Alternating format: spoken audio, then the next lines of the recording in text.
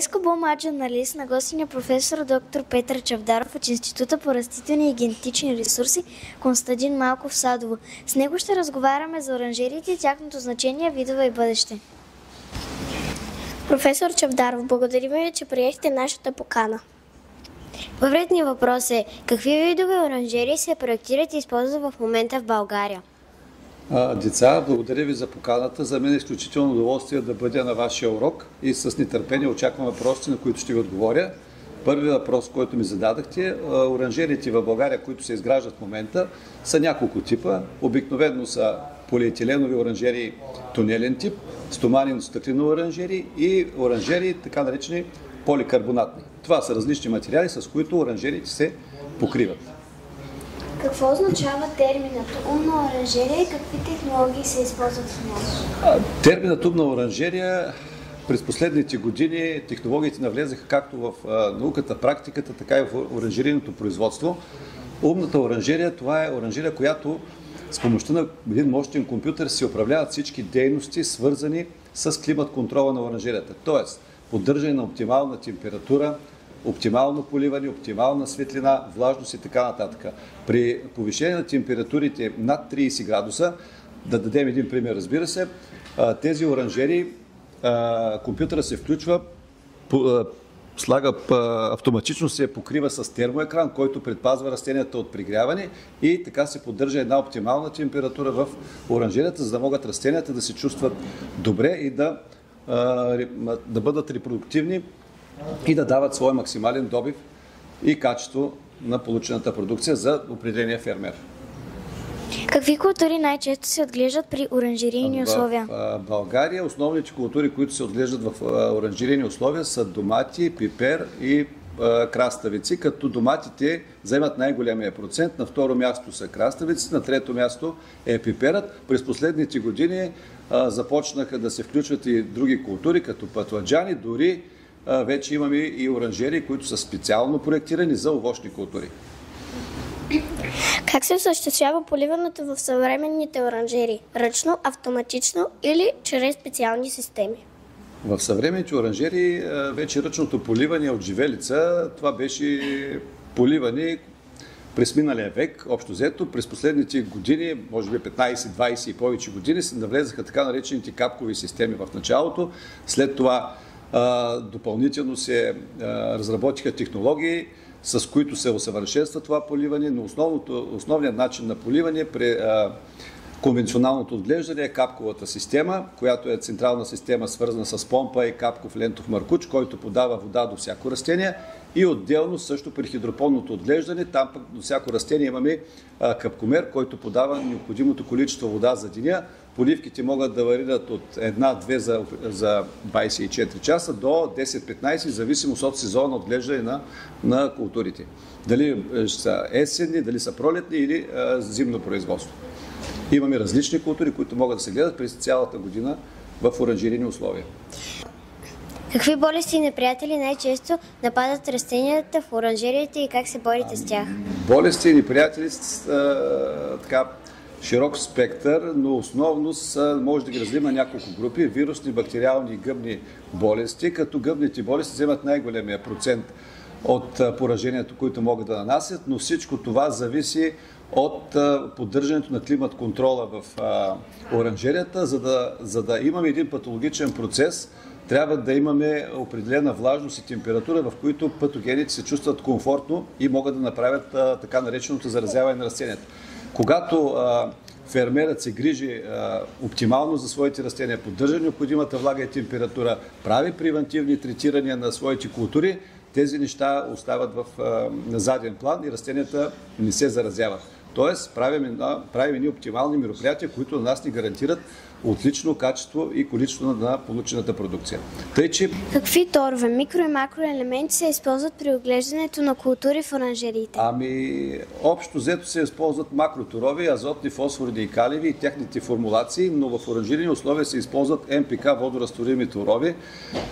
Това са субстанции във вид визуално като захар на малки кристалчета, които много лесно се разтварят във вода и чрез поливните системи и с инжектори допълнително се вкарват в растенията. Основно в оранжерийни условия се използват формулациите 3 по 20, което означава азот, фосфор и калий по 20%, калиев нитрат 13,046, като съдържанието на азот при калиевия нитрат е 13%, на фосфор е 0, а при съдържанието на калия е 46%, но тези торове се редуват в зависимост от фазата на развитие на растенията, дали са в начална фаза или в фаза плододаване. Отделно се правят и третирания с листни формулации и торове, които подпомагат навлизането на определени микроелементи през листата на растенията, за да може да се постигне един оптимален растеж на растенията. Колко пъти годишно може да се произведе реколта в оранжерийни условия? Зависи от културата. По принцип може целогодишно да се отглеждат. В модерните оранжерии вече определени фермери поставят и осветления и могат да гледат целогодишно определени култури, домати, краставици, пипер също, но основно за зимния период се гледат листни зеленчуци, салати и, да кажем, зелеви култури. Колко работника са нужни за 1 декар оранжерийна площ? Практиката показва, че един работник може успешно да се справя с 1 декар оранжерийна площ, но понякога, в зависимост от възможности на фермерите, могат и до 2 човека, за да могат да свършват всички мероприятия, които са необходими, като бране, колтучене, увиване, нареждане на продукцията и складиране. Какви мероприятия извършват работниците в оранжериите? Работници в оранжериите, както споменах, тяхната роля в една оранжерия е сведена до минимум, т.е. те трябва да влезат сутринта, да облечат предпазното облекло, да влезат, да оберат необходимата продукция, която дали ще бъдат домати, плодовете на доматите, краставици или пипера, да го извадят, да ги подредят, да го сортират и да бъде продукцията готова за реализация. Какви са предимствата на оранжерийното производство в сравнение с откритото земеделие? Предимствата са до толкова, доколкото оранжерийните култури в такива условия са предпазени от така наречен физиологичен стрес, тъй като културите, които са представени, които се отглеждат отвънка, знаете, са постоянно подложени на дъждове, бури, градушки и така нататък. Веднъж едно растение е стресирано по този начин, много трудно се възстановява или трябва да се правят допълнителни инвестиции, когато, разбира се, след такава буря е възможно.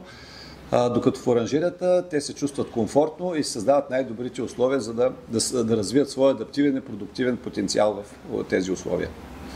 Какви са най-новите научни разработки в областта на растителни и генетични ресурси, свързани с оранжериите? Благодаря за въпроса. Интересен въпрос, но тук е много обширно понятието. Първо тук може да споменем за самата сортова структура, тъй като през последните години навлезнаха някои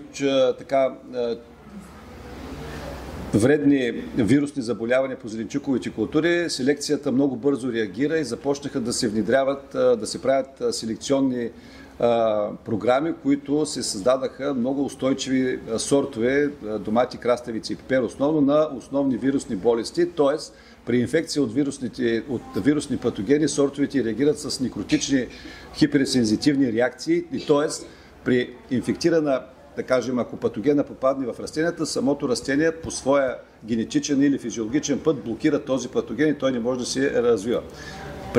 Преди много години, при такива ситуации, когато нямаше такава устойчивост, при инфекция от даден патоген, загубите на растенията от вирусни, бактериални и гъбни болести може да стигаше от 40 до 100%, но сега, последните години, вече сортовата структура, западната, разбира се, до някъде и българската селекция започна да дига своето ниво по отношение на генетичната устойчивост на културните растения, в случая зеленчуковите култури.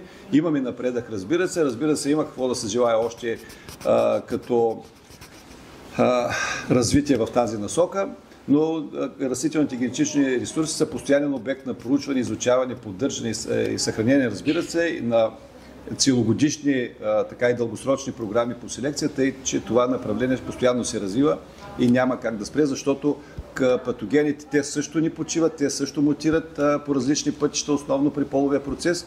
Там пък се създават нови раси, нови биотипове, които нападат културните растения постоянно. Тъй, че това е една едновременна борба между растенията и патогените и, разбира се, и големите селекционни къщи, които работят така умело напред с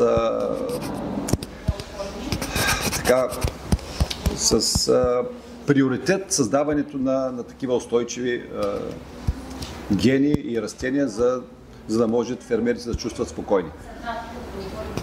Как климатичните промени влияят върху оранжерийното производство?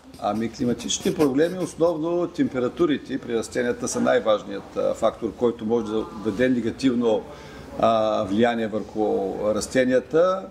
В оранжериите, в частност, с навлизането на тези технологии новите, започнаха да се правят нови системи за охлаждане, с охлаждащи стени, с мъглуване в оранжериите, с поставянето на термоекрани, които засенчват културите в най-горещите часове на деня, т.е. периодите от, да кажем, 12 часа на обяд до 5 часа след обед.